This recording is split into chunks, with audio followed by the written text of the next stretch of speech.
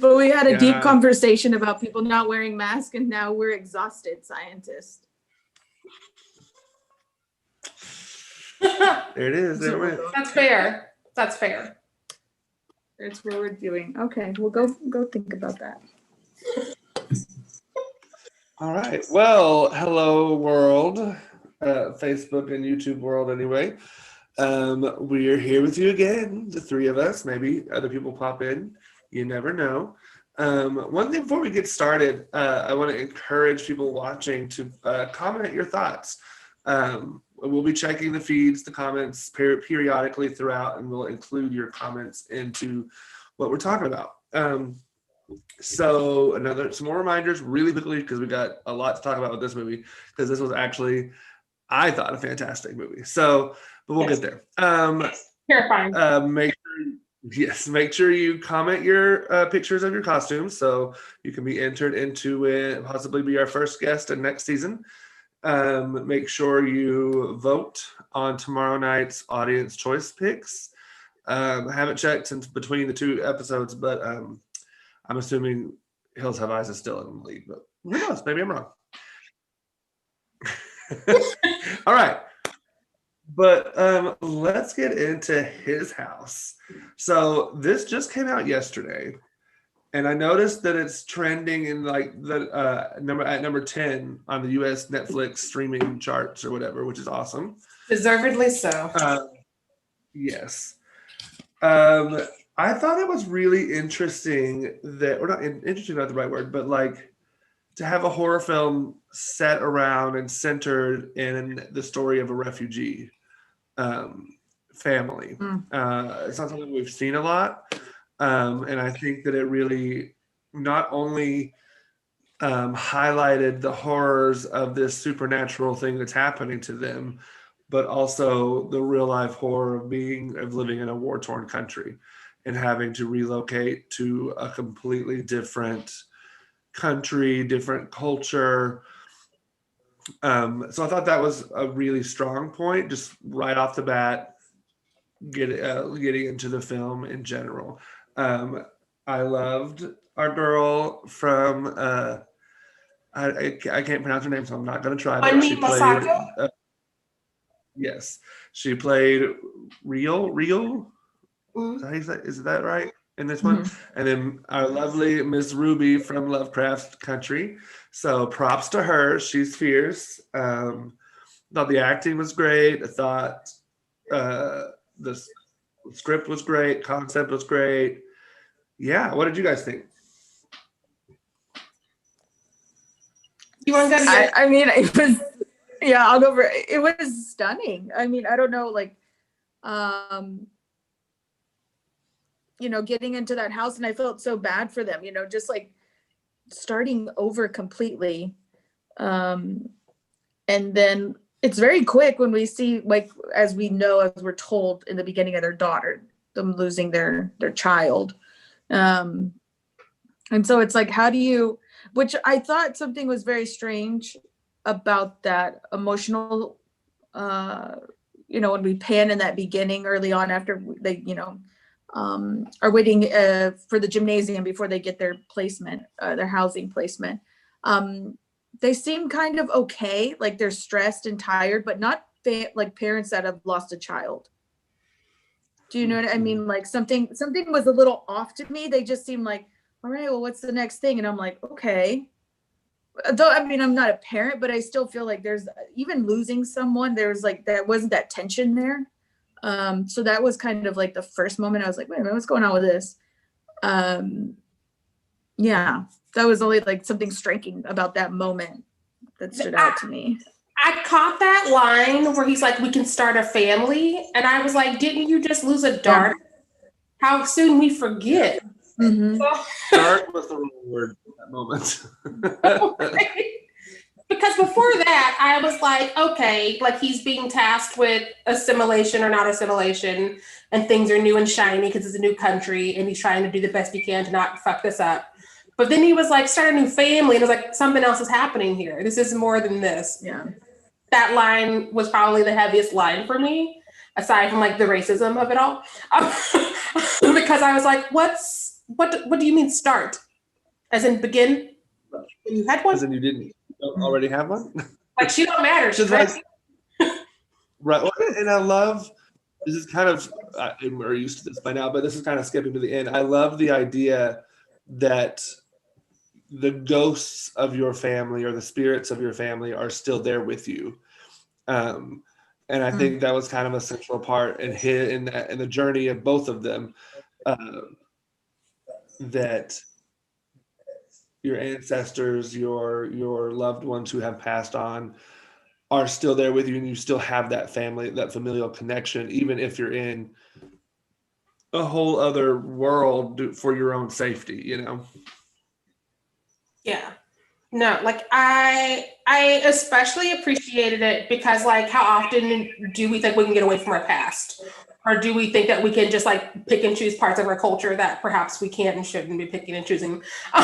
Perhaps need to just like be. And how often is that framed in a way that the society or community we're moving into is telling us to like lose these parts of ourselves? Like yeah. So yeah. And it kind of took me a minute to realize that the daughter was dead, because like Amanda was saying, they weren't really upset in that gymnasium scene. And one of the people that are like interviewing them, I guess is the right word, I don't know, says to themselves or to their group of interviewers, what about the child? And so I was like, is she somewhere else? And Lord, we've had enough separations at borders. But is she somewhere? Is she not dead? So then it kind of like, yeah, that moment did kind of confuse me, but then pretty quickly after that, it was confirmed, like she is not with them any longer. Yeah. Can we talk about the trio of Black kids hanging out, playing whatever they were playing, and she's asking for directions? And they yes, definitely told her to go back to Africa. Yes. Yeah. And are there no happy children in this area of London? Like there was, every child that I saw was like, Was just angry. Everyone's just angry. Like, okay. the queen done pissed them off today. Oh, I did love the moment where they're looking out the window. They're like, there's their queen. It's just this old lady walking down the street. She's just like, that was a really good moment. But yeah, no, those three Black boys. Also, before they even tell her to go back to Africa, when they're like giving her directions, but each one of them are trying to fuck with her and like Making fun of her accent. Yeah, and made fun of her accent too. Yes, that was a moment.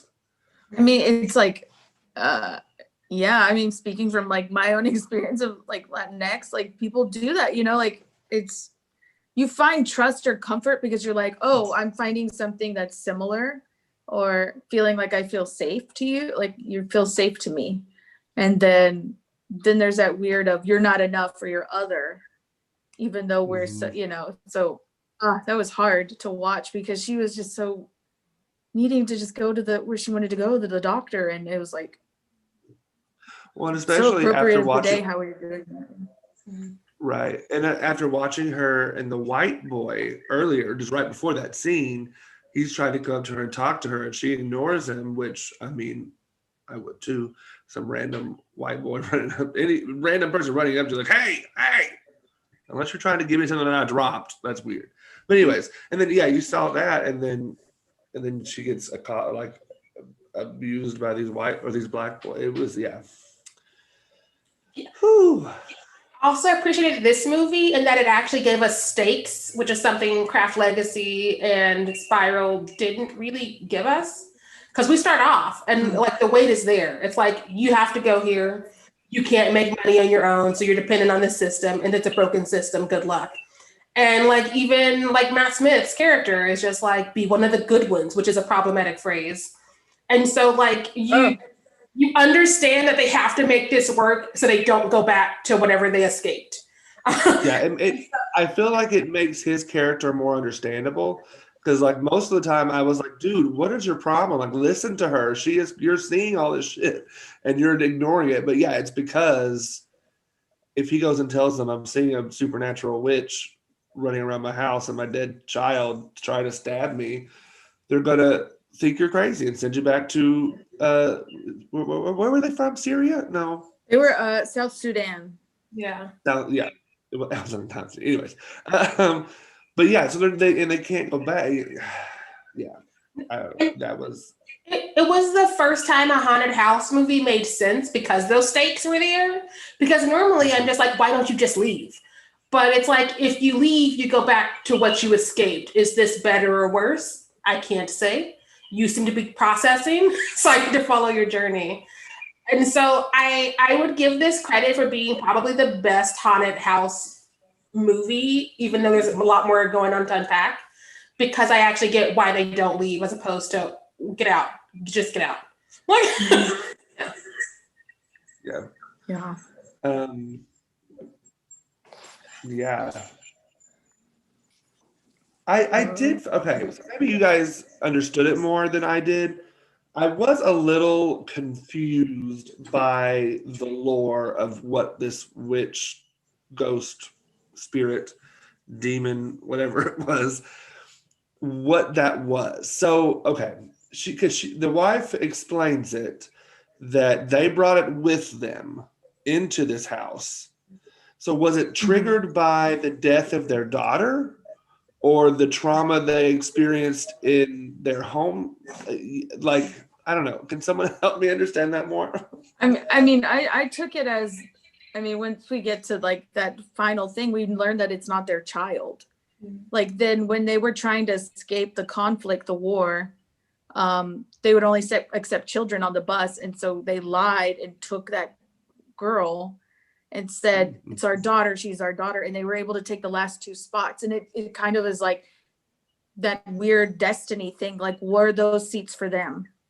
And like what happens to her daughter? So they take that guilt and all those things of people who could have actually lived to be in those, I took it as that, like you took this debt of, now you get the dream, right? You got the dream out of this, out of cheating, the whole thing of cheating what could have been your fate. What I thought of it, but I don't know if that's just like deep. No, that tracks. That tracks because it is very much like it's a movie about feelings also. It's a movie about so much, but like it's sort of like the Babadook where it manifests whatever is inside of her or inside of them in this case. And so they're trying to fight that and run from that, but you can't fight an internal battle from the exterior. You have to like get in there and do the work, or otherwise it'll come through your floor and your walls. So yeah. Yeah, he destroyed that wall. I was like, you're not getting your that. I know, that's what I was thinking of. But that was such a gross, wonderful moment when that wallpaper started peeling on its own, that sound. And I was just like, what's happening? What's happening right now? When you started whatever of it out, just What was that? Was it like intestines or was it like it was wrong. It was something. It had like guts on it. I don't know. This movie did really well, I think, with sound too, the silence, where I was like in the voice, the small voices that you would hear in the corners and things. And now I was like, oh, what the heck? Added to that, like that horror of like the home and what's next, what comes next with those sounds that you can't see. I really enjoyed that. I really enjoyed the sound of this.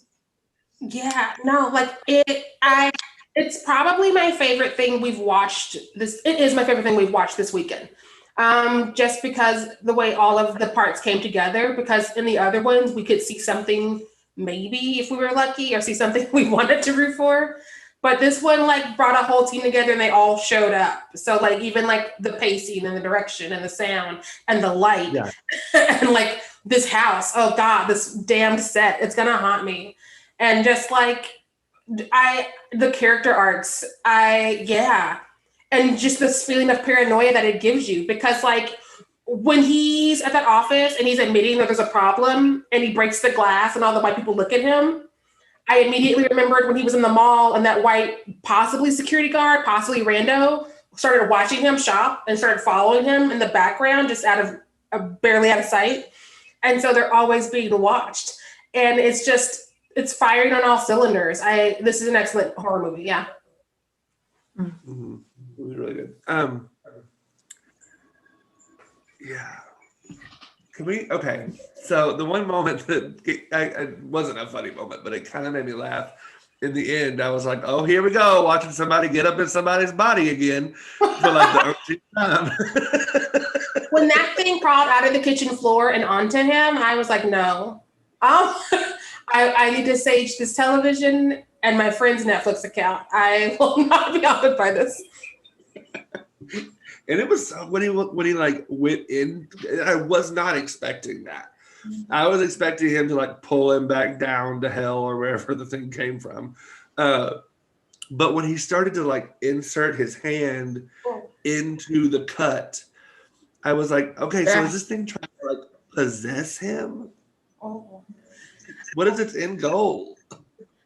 That to me was more terrifying than the dream situation where he couldn't see him and he was like, oh, you can't touch me. Then he started to touch him and make him watch the scene unfold. It was more terrifying than that. And that was terrifying. It was all. There were many moments I had to be like, hold on, let me get my phone real quick. Right? I can't handle it. Facebook saves me. Yeah, that first moment. Yeah, we see the daughter, or he's like peeking under. He sees the hole, or he hears something, and then he's like, and then you see the daughter behind him. Say, I was like, it's like that Insidious moment where the thing's behind him. I'm like, oh my God, it's behind you. Get out of there. Yeah. And it was like, but I love that we chose that, like, right. Oh, there were so many good jump moments, like when he's pulling out the thing, and when he is in that at the end, it's a doll, and you should just the two hands like grab the doll and pull it back. That was super cool. Yeah. No, I also loved that their journeys were different because they came here together and they've been through all this shit together. And then they had their own stories happen within this story that brings them back to each other at the end, as opposed to following just the one protagonist. And we're going to do this, and it's usually the guy. It was like, no, they're handling this differently because this is a whole lot of shit to be thrown at anybody.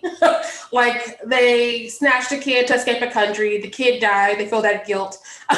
They had to go to this detention center, and they're put into this shitty situation, which I don't know a lot about like the immigration system in England because like I barely know enough about what happens here because of all the things that are not told to us. And so it was wild to see sort of kind of the similarities because like I've had friends who come over from Canada and they're here for school and a visa, so they can't work, but you have to work if you're going to live in America because you have to eat and pay rent. And so they're like, I'm a student, so I can't do it above the table. I have to find all these like back ways of being paid, which ends in abuse and people underpaying, but also they get cash. And so it's like, so it's not good anywhere. Okay. Yeah, and like when Matt Smith's character is showing them the house, and he's basically telling them they got a palace compared to what other refugees get, and you see this palace. Well, one, he walks in, the door falls off the handles or the hinges. Roaches are eating pizzas. Roaches are eating pizzas. The lights won't work. There's already holes in the wall. Like it. Yeah. He tries the stove. It kind of works, but it's going to blow up at any minute. I wondered if you have a bigger house than I do, because all the white men kept saying that to them. So I wondered if it was actually true, which I doubt, or if it was some of that immigrants are coming over here taking all the good stuff because of what they're paying for it or how the state pays for it. I don't know how it works over there. So I felt there was some of that bitter lying that they do, where they're like, you're getting all the good jobs. Like, no, they're not getting all the good jobs. They're getting the shit. The jobs you don't want to do, right? Yes. They're being abused. You don't want that job, Chad. But Chad's like, no, I gotta be a Republican. So yeah. Yeah, and it's just, there were so many terrifying moments. Like the moment when this is towards the middle-ish of the movie when you see the child with the mask on and it's like stabbing the wall and it starts like attacking Yeah. him. And he realizes that when the lights are on, it was like I don't know if you've seen Lights Out, but like when the monster is only seen in the dark, it was kind of like that moment. Oh, that whole scene was terrifying to me. That was really good. Yeah, that's a good. I was like, oh, get him. Ooh. Can it be daylight now, please? Thank you. I did. You were talking about this a little bit earlier, Sheree. I did like that each character I felt got a full story. Like it didn't just focus on him and his journey fighting the ghost. It was, I mean, because like she even had the moment where she locked him in the room and like ran out and had that like hallucination where she was speaking to, I'm assuming like her like ancestors essentially, which was a really interesting scene, beautifully done too. And it was also interesting the moments when they translated and the moments when they didn't. Because there were moments when it would tell you what they're saying in, I forget what language it was they were using, and then there was moments that would just say speaking in, yeah. So that was really interesting. I need to watch it again to figure out like what made those, like why each moment, because I'm curious. I didn't clock it this time, but it was interesting that did happen. Yeah, like. Yeah, I think the time that it hit me the most is back when I was still in the camp of, is he being an asshole or is he assimilating? Because she's in her own home, minding her own ass business, using her mother's language as she puts it, and he's like, speak English. And I was like, and also always giving her silverware, what she wants to eat with her hands. Like, yeah. But you know what's so weird is like I usually get mad at those characters. Like there's moments where I'm like mad at somebody, right? Like, oh, you did that, or da da da da da. Why did you know? And there was never a moment I was really mad because I came from a place of understanding from both of them. Like he was like doing all these things, but I was like, he doesn't want to go. He can't go back. You have nothing. You die. And he was trying really hard to just do the thing.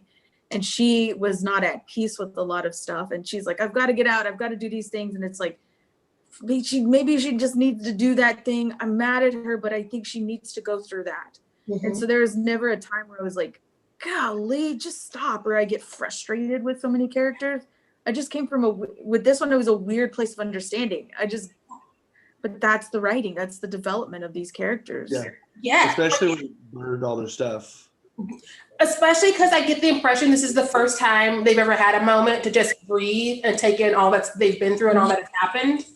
And so like they are, for better or for worse, finally dealing with their PTSD and all of their guilt and all of their like emotional baggage. And so you're going to deal with it in different ways. And his way of coping is to just ignore it all and not talk about it, not deal with it, forget who they were, where they came from. And hers was to just sort of like sit in it and just like feel it and like have it do whatever it needs to do. And so I think that that's another reason why I kind of love the fact that they have these separate journeys. We see these separate journeys and methods of like dealing with all this bullshit. And then they come back together in the end to be like, no, we're a unit. We're going to kill the thing that's trying to kill us and deal with our shit. Yeah, I did like the end because at first in the end of the film, I was like, okay, is he really going to like completely sacrifice himself? And then like, is that going to be the end? Because I would have felt a little let down if that had been the ending. But then when she deliberately decides to not take the little girl's hand and go in there and like kill the demon witch thing, I was really happy with it. I thought it was a good, not expected ending. Yeah, they accepted it, right? They accepted what they had done. And what are they going to go do now? Yeah. Because, yeah. I don't even know. It's just so good. It was such a really good ending where I was like, damn. And then like the closing stuff with the images of everyone was like, whoa. That was breathtaking. Like, that was like needs to be printed and framed and put on people's walls.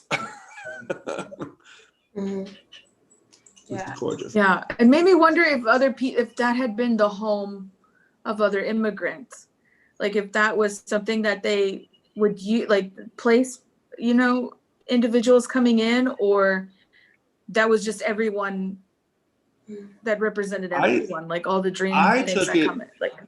I took it that it was of people they knew in their home that had been killed. Because he said right Mm. before it, the line is ghosts travel with you. Your ghosts go with you wherever you go. So Wherever you go, I yeah. kind of read that, but it could be both. I could see both. That was one of my points / questions, because like, where did the daughter get all of these friends?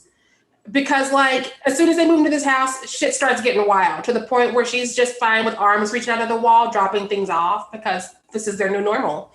And so it's like, did they bring all of this with them? But also like they're talking to the same ones. So I think it was a weird hybrid of like perhaps all of the people who've been through this house and suffered because they couldn't leave because of this broken system or also they're sort of like telling them to like get out or kind of like pull them in because history repeats itself. And so that was interesting as well. Yeah. Mm. Any film, I think that when you leave with questions and dialogue that needs to happen, I think that that's an effective film.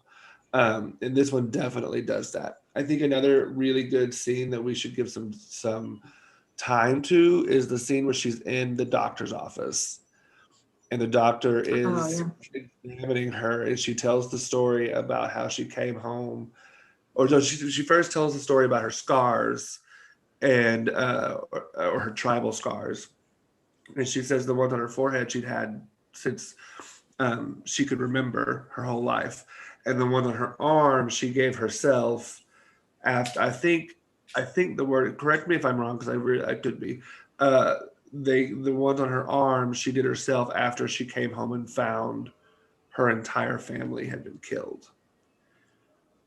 Yeah, they had been butchered. Which, Yeah. ooh, Yeah. yeah, I also just automatically tensed up when she went to this doctor because, like, at least in America, and I assume it's everywhere, like doctors are notorious for disregarding Black women's pain, which is why Serena Williams had to save herself and Beyonce almost died in childbirth. And so I was like, oh God, no, don't have a doctor to all this other creepy shit happening. And so I was happy it was just irregular microaggressions and misunderstandings. And I was like, whew. Which, yeah. yeah. It was It was was like the beautifully one, acted. yeah. Oh, I'm sorry. Oh, you go ahead. No, I mean, that moment is like, that was the only real connection we saw with another individual that she was given in this movie, right? She goes and confesses everything to this one person. Yeah. And it was just really interesting because the doctor was trying really hard in a way to, not really hard, but like in a way to connect. Like, you have a daughter. Oh, they're a handful. Yeah. So she got to have that moment with her. And I was like, oh, I'm glad she got to tell someone her story in this wild space. Yeah. And that scene was before we actually find out that it's not actually her daughter. And so I think this movie is another. The what? That plot twist. When that happened, I almost threw my little notepad. I was like, I wasn't even a kid. But if you go back or you think back, there's so many breadcrumbs that it's kind of like in Scream where you're rewatching. Like, why didn't I see this when I watched it the first time? It's like what we were talking about earlier. They're being real weird, talking about they're not even really super upset with their daughter. Starting to Family. Because that was there. So many things were there. And I was like, that's weird. That's weird. But I didn't expect them to have snatched a child to get onto a bus to save themselves. But also, as fucked up as it is, it's like survival. And so I don't even know how to feel about it. Yeah. It's definitely a gray area. I mean, yeah, I don't know. I can't imagine. Yeah.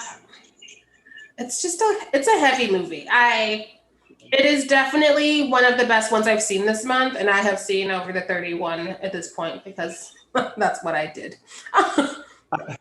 I'm curious how many people out there. I hope a lot of. Clearly, it's ranking in the top 10 on of everything on Netflix. But I'm curious if any of our listeners have watched this yet because it just came out yesterday, right? Yeah, like it dropped yesterday, this and Spell, because that's why we had to like not do those last night. We had to wait until the weekend. But I feel like this one is in part trending just because One Me is coming right off of Lovecraft Country. And as complicated as all our feelings are about that show, like it definitely is something that people are talking about. And so people want to see more of that cast. And we just don't have enough of her anywhere. Like when I got the pronunciation of her name, I learned a couple things about her I didn't know, because also she's having her moment in the year of a pandemic. So there's not a whole lot of interviews and things because you can't just go on stuff. So it's all like pre-tape, right. Zoom, and nobody's doing that. So yeah. Is she from Africa or is she British? Where is she? According to Wikipedia, and so Wikipedia, they have her listed as British Nigerian. I have not gotten a chance to go the extra step though, but when I was looking for the pronunciation of her name today, because I realized I've never heard her name, her actual name. So I had to like do a couple of like clicks to get that. Yeah. Right. Because now seeing her from Lovecraft to this, her accent work is really good, really strong. She is an amazing actress, and I hope that when COVID lets people do things safely, she gets a lot more work, because I feel like this was definitely her year. People went into Lovecraft going, oh yeah, Journey's doing something, and we all walked out with Ruby this, Ruby that. And so I'm excited to see what she gets to do. Yeah. I like Sure. her. She was really. And the husband is from what's that HBO show? The other HBO show, the one that's based on Golden Compass. His Dark Material. Okay. Dark Material, yeah. Yeah, he's in that show, and he's really good. I didn't do some bias. I should have. He also has a name, and he was very good. He was very good, yes. And he does, in fact, have a name. We're just not sure what it is. I know nothing else. I know he has a name. Having him lock her in the house and not wanting her to leave was the one moment I was like, okay, dude, you're pushing it right now. I don't know how I feel about you. Because, I don't know. I feel like that in part came out of fear, even though it still wasn't the correct move. Because he can't have her roaming the streets talking about the witch and have them not sent back. And so again, it goes back to the system making it feel as if they took away their agency. It's like, we'll let you in, but you better not be a problem or we'll send you back. And so there's always that pressure, and those stakes are always there, which is I think it's another reason why this movie was so tense outside of all of the haunting and all of the weird ass shit we saw, because we knew that they can't really do anything because they can't leave. They can't even get other jobs to help leave. They are stuck in this house. They can't even move. They give you the list of things they can't do in a movie called His House. And it's so they're stuck in this house. Okay. And we need more of that, because I'm tired of these movies with no stakes raised.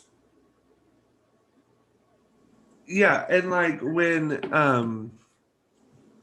when Matt Smith's character is showing them the house and giving them the rules, I was like, damn. He was like, can't have friends, can't have family, can't have visitors, can't have games, can't have balls, can't do this, can't do that. And I was like, what can these people do for just enjoyment? You do realize they just got back from war in their homes.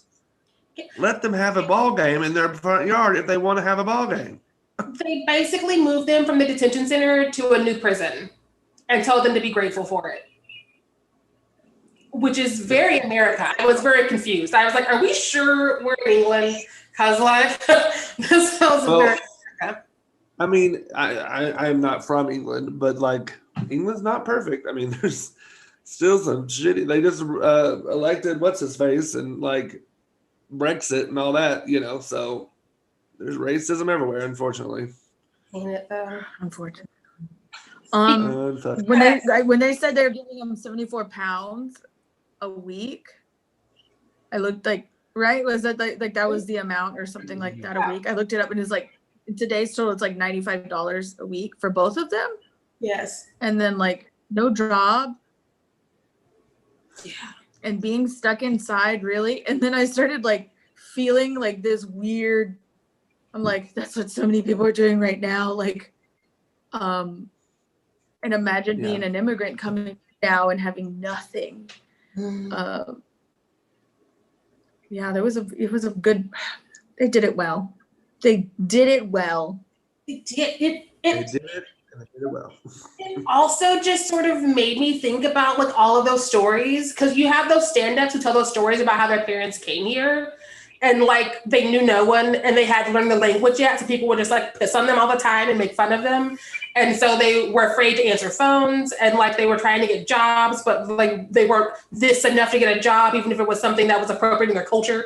And so I don't know, this movie just has so much that I feel like this is definitely the one, if we were unofficially voting down, I'd want to come back to after another rewatch with a planned out outline of things to like go through. The other ones don't deserve that so far. This is the one for me. Well, hey, we got season 2. Maybe we're still planning. So, but speaking of pissing on them, the girl that like straight up pisses in their front yard and sees her in the window and is like, I think someone lives there now. Wait, someone lives there. That was that moment. So I just wanted to slap that little girl. Just so. I would have banged on that. Not, excuse me, this is my front yard, but you can't do that because then you're gonna get caught. Whatever. But oh my god. Can we also talk about the neighbor with the cat who's always looking out her window at them and smoking? She's so weird. She was, and when she approaches him, she's like, "Why don't you just leave?" I was like, "Is this racism or does she know?" I didn't know how to take that because depending on how she means it, I have a different response. That's a very good question. No. Yeah, because she's been there. I'll give you a week. Well, but remember, they brought the thing with them. It was not there to begin with. I mean, it was still a shitty place to live, but like they brought the spirit with them. So she probably didn't know. She's probably just racist. That's fair. And to be fair, she's probably been there for a hot minute, so she's seen a lot of people get screwed over by the system and removed from that home. Which is why it's left in a weird state of repair, because like I'm imagining so many generations of people have been put in that place, set up to fail, and the first time they have fun or get a job, they're sent back to wherever they just escaped from. So yeah, truly, unfortunately, and it's still so like, I know that we in America talk about, we're a country of immigrants first and foremost because we colonized this country and took it from the indigenous cultures. But like in actuality, every country, if you go back far enough, moved there at some point in time. Well, not every country, most European countries. African countries probably aren't that way. But like the French weren't just always there, like they moved in from other countries and other places. And then and also as we've continued to globalize, we've put, like you said earlier, we've appropriated things from other cultures, and it's like, people just calm the fuck down and help somebody. Like, I don't know. No, it's definitely, I always have that issue because so many people are sitting here on stolen land and they're trying to like rewrite the rules and regulations so other people can't be here. And I'm just like, really? And so the fact that we sort of get a little bit of that, and we also get a little bit of like the Black kids who are like pissing on her. And I was like, I want to say it's because you're youth, but also it's nationalism. You feel like you're better than her because your family's been here longer than hers. And that's bullshit. And so, yeah, I would like to unpack both of those a wee bit more in a future episode, I feel. I'm also, well, we probably don't have time to get into all this, but I'm also curious if part of those black boys was also sexism, since she was a woman talking to them and not the husband, and the husband wasn't with her. I'm wondering if it would have been different if he had been there. I'm wondering how different, because I feel like those, for lack of a better, I don't want to say they're racist because it's not racist. It's really nationalism, because we see that all over the place. Like when Get Out came out and Samuel L. Jackson went after the actor who was cast because he's British instead of American. And I'm just like, why would you, don't do that. Don't do that. He got a role you're too old for, Sam. Like, it's fine. He's doing. You're all right. Yeah. You got work. You're all right. Right? No, it's fine. He can have that role, Sam.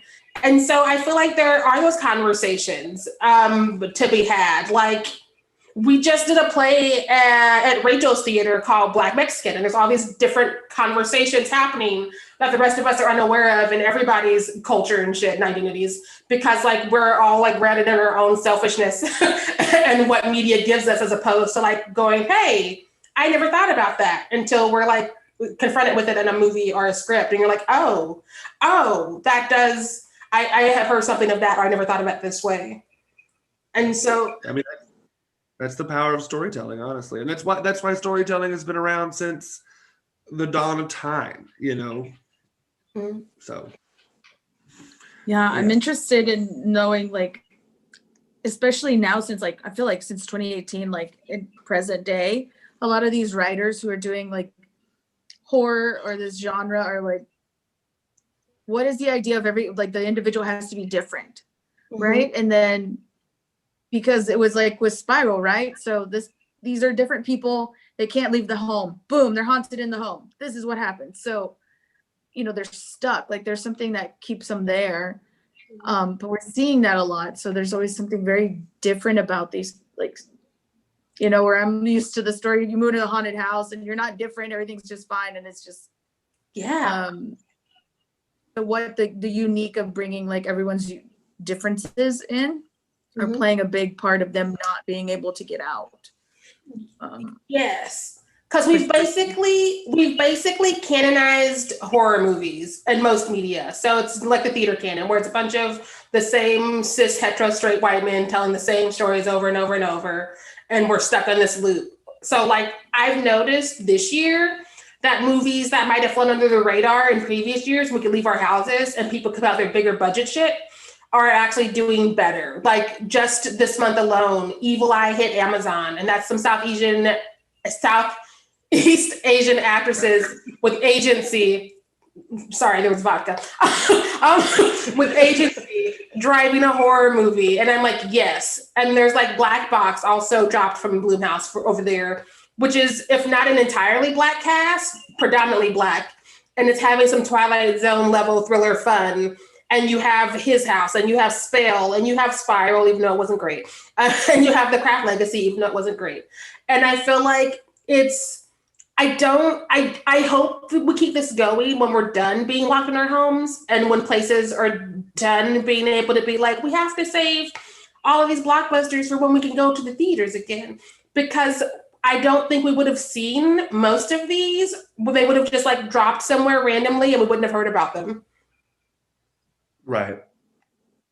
And I will say a lot of that too is Netflix and Hulu and HBO and these online streaming companies are much more accessible than like Paramount or like Columbia or whatever the old kind of producing companies were. No, like it's a series of fortunate events that puts a spotlight on these movies that would have gone direct to video or would have just dropped on a channel and nobody would have ever heard any press about it.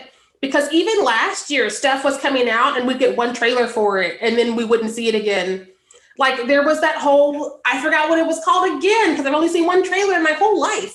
But like last year, there was a movie about Black superhero girls, like teen girls. And I was like, I want to see that when it comes out.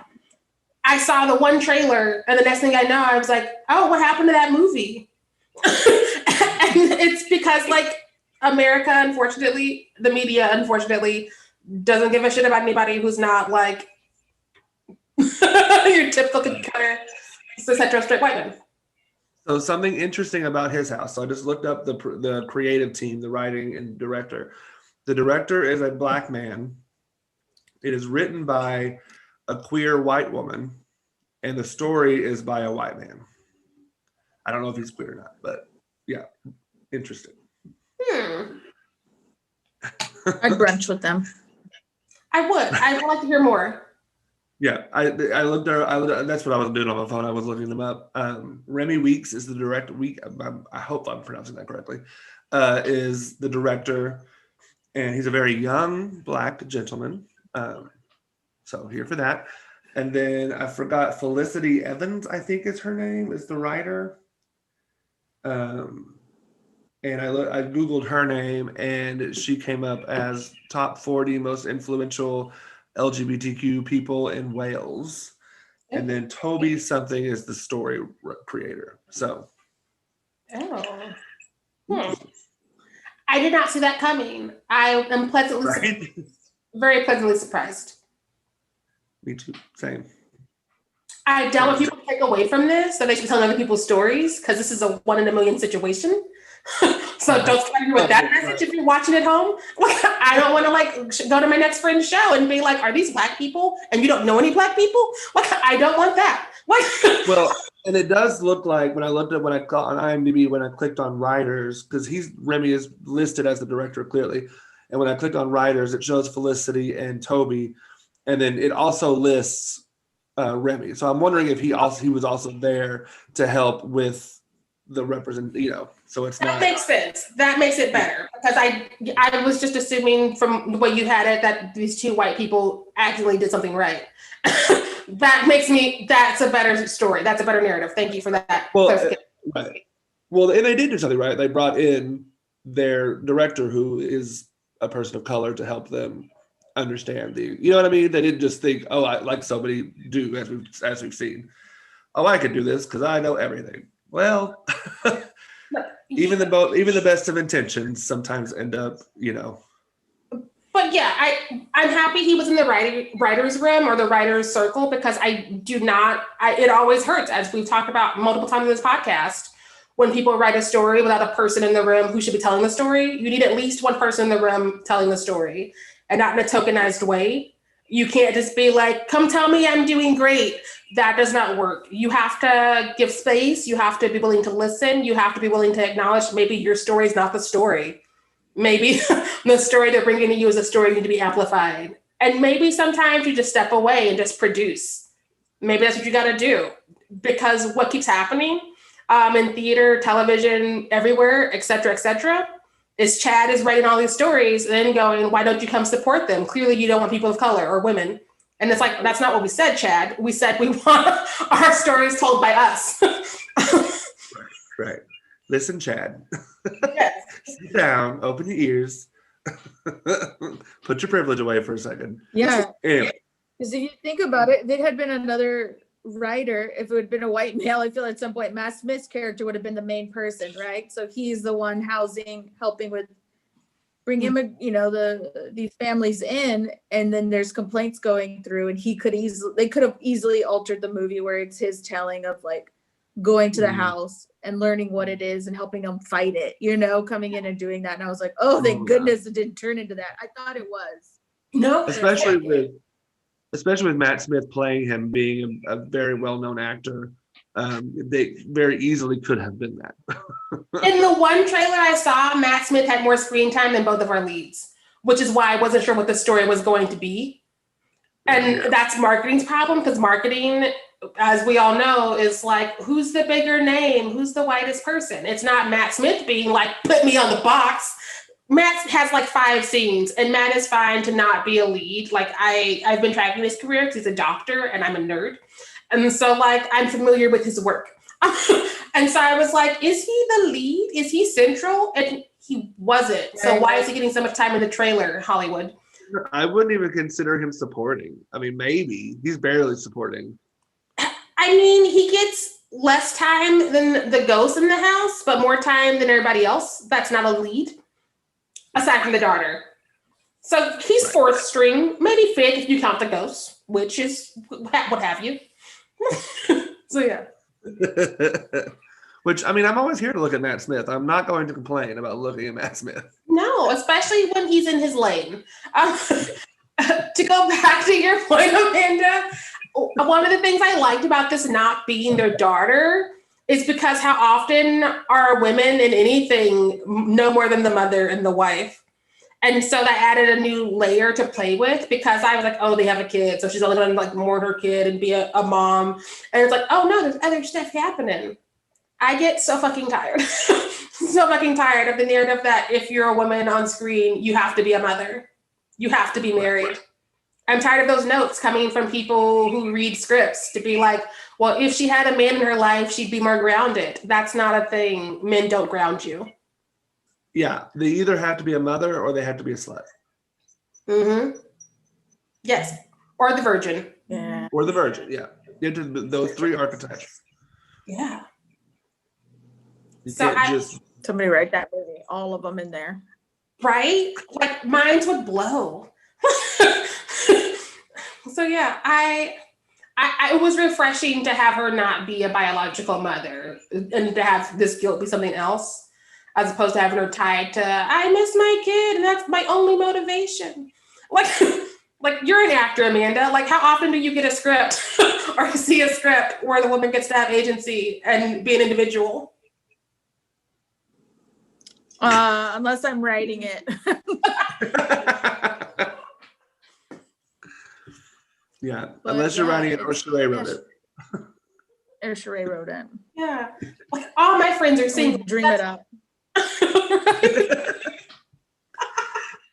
But yeah, and this movie was so good. I highly, highly recommend it. If you are out there and you have not watched His House on Netflix, go do it immediately. Yes. Oh, watch The Conjuring Do first, it. and then because you got to come back with us That's to good. do that. Yeah. But But on your own time, like after tonight's movies, you should watch this immediately after tonight's movies and our recording.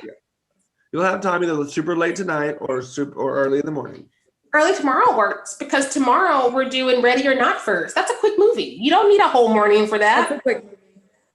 It's so Right. fun. I've seen it like 3 times. I'm gonna watch it again tomorrow and still be like, I've never seen it, so I'm excited. But anyway, so to wrap up His House, do we have any final thoughts, comments, hot takes, whatever we want to put in here at the end to cover these 7 minutes? You go first, Amanda, because Hot take. I didn't think I would enjoy it, but I enjoyed every minute of this movie, of this film, of this horror film. I really did. Because most of the time I'm either like, but they did everything. They had like the Scrabble of like the perfect mix, and they knew where to put it. So I thought that this was a really well done film. So I'm really impressed. So thank you. I thank you for this in 2020. Yeah, and then there was beauty in it, especially in a time when like it's been tough for a lot of people to see like, because that quote he says at the end, it was like, your ghosts follow you, and it's when you let them in, that I could like face myself. And I think that a lot of us are like, look, there's a lot of stuff, and I come with a lot of things, and it's finding that acceptance and then going forward. So I thought, yeah, recommend it, sending it to the parents. Yay. I'm gonna basically echo that in that I never have a really high bar for horror. I watch horror, I love horror, but I don't have a high bar. I expect to be entertained. I expect to maybe have a couple of laughs, hopefully for the right reasons. But I've conditioned myself to not expect anything groundbreaking. And so to walk in for this and see something that is easily in my top 3 to 5 from this month, where at the end of tomorrow, I will have watched at least 40 horror movies, give or take. And so for this to be like one of my new favorite things, I am just grateful. And I'm loving also that One Me gets to be in this, which is something I feel that is less sticky than Lovecraft Country. This is a lot less sticky, to put it that way. So yeah, Yeah, yeah. I'm enjoying this, and I hope that this like changes things, and that this is a new trajectory for this weekend of maybe having a bunch of good movies. Yeah. One thing that I want to praise about this film that we touched on a little bit, but we haven't really gone too deep into, is the pacing. The pacing of this film is perfect. It does not feel like it's an hour and a half. It feels like it's a ride, and you're on it from the beginning to the end. The pacing is so well done, which is something that can kill, as we've seen this weekend alone, as we've seen that can kill a horror movie is if it's bad pacing, if it feels long or if it feels short. But this one was just right. I want to definitely commend the director and the writers and everyone involved in the creating, the producers, whatever.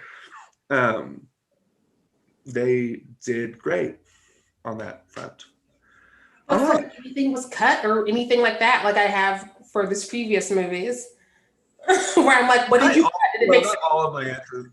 Right. Not all of my questions were answered, but I'm not one of those people that need all of my questions answered. I just don't want to leave with more questions than I have answers.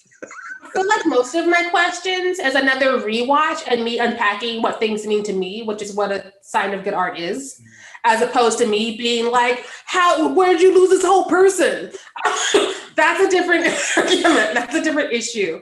It's all like, is this ancestral? Is it what kind of emotional baggage?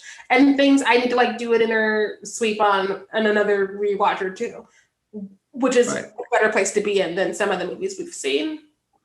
And it is really interesting to have a horror film end on that beautiful shot of all those people, the door in the doorway, all the people, and then showing the two leads holding hands in the doorway, finally feeling like they have dealt with their trauma or dealt with their guilt anyway. Just beautiful. Yeah. Like I there are very few horror films that I will say is beautiful. And the end of this one is beautiful. Literally, this and Babadook, I feel, handle the internal struggles the best of any horror movie I've ever seen. This one's new, and so right now it feels like my favorite, but that's also a knee-jerk reaction, and I need to like go back through again. Also, there's Black people, so I'm biased because I love Babadook, but it was very much not about the POCs, and so I want more horror to tackle things this way because like. It's night and day with like Spiral, where it was like mental illness, shame, keep it vague. This is like we have these journeys, we have this PTSD, we have these feelings. Let us work through them and get to a solution. And that's healthier, and it's cleaner, and it's more beautiful. Yeah. Right. All right. Well, in our last 2 minutes, let's do a quick few reminders. Vote on the People's Choice movie for tomorrow night. Costumes. Put your costumes and take pictures of costumes. Put them in the comments of the thread that Sheree started in the event page. If you're on YouTube and doing that, just put it as a comment on the YouTube thing if you want to. You can if you don't put it have on Twitter access. as well. Like, we need to see it so we can vote and talk about it. Because right now, Louise is winning. Yeah, just put it in the do it on Twitter, tag us, whatever. So do all that. We will see you back here at 8:00 Central Time, 9:00 Eastern, their time, for The Conjuring. All right, stay fierce out there.